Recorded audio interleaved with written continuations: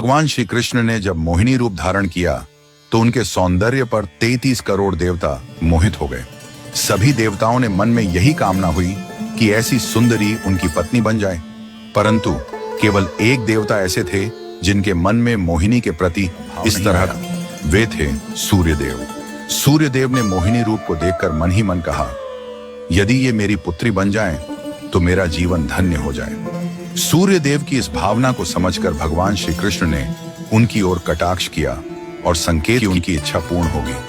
समय बीतने के बाद सूर्यदेव ब्रजभूमि में वृषभानु महाराज के रूप में अवतरित हुए। वृषभानु जी ने तपस्या की और ब्रह्मा जी से प्रार्थना की कि उन्हें ठाकुर जी की पुत्री के रूप में प्राप्ति हो।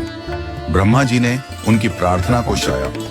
ठाकुर जी ने विचार किया कि वे नंद यशोदा और देवकी वासुदेव के यहाँ पुत्र के रूप में जन्म लेने वाले हैं, लेकिन प्रेम की स्थापना के लिए एक विशेष अवतार लेना होगा।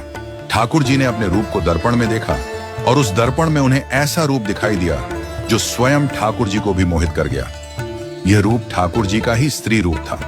उन्होंने इस रूप को स्थिर किया और लक्ष्मी जी के वस्त्रों, आभूषणों और श्रृंगार सामग्री का उपयोग करके इस दिव्य स्वरूप को सजाया। जब यह स्वरूप पूर्ण हुआ तो ऐसा प्रतीत हुआ मानो सूर्य और चंद्र का एक साथ मेल हो गया हो। यह दिव्य तेज इतना अद्भुत था कि स्वयं ठाकुर जी भी नेत्र मूंने को विवश हो गए। जब उन्होंने नेत्र खोले तो उनके सामने श्री राधा रानी का दिव्य स्वरूप प्रकट हुआ। श्री राधा के प्राकट्य का समय सुबह 4 बजे का था, जो ब्रह्म मुहूर्त का समय है। भगवान के अन्य अवतारों का प्राकट्य दोपहर 12 बजे या रात्रि 12 बजे होता है, परंतु राधा रानी का जन्म ब्रह्म मुहूर्त में हुआ, जो नए दिन की शुरुआत का प्रतीक है। यह इस बात का संकेत था कि प्रेम का प्रकाश संपूर्ण विश्व में फैलने वाला है। राधा रानी के अवतरण पर वृषभानु महाराज और कीर्तिदा माता के घर उत्सव मनाया गया। सभी गोप गोपियां ब्रजवासी आनंद में झूम उठे, लेकिन एक अद्भुत घटना ने सबको चकित कर दिया। राधा रानी अपनी आंखें नहीं खोल रही थीं।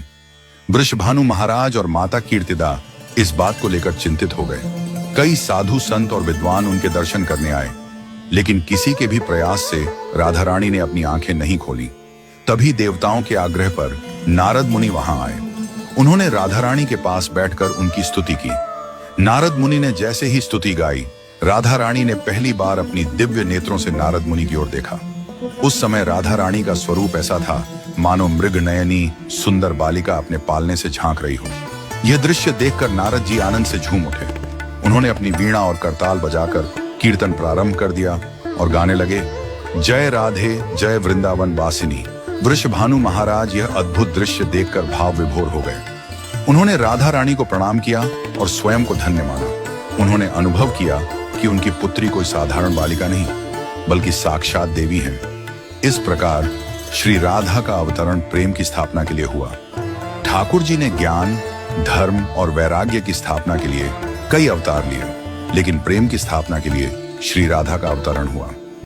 वीडियो अच्छा लगा हो तो लाइक करें और चैनल को सब्सक्राइब कर घंटे के बेल आइकन को भी दबा लें, ताकि और इस तरह का कहानी आपको सबसे पहले देखने के लिए मिल सके।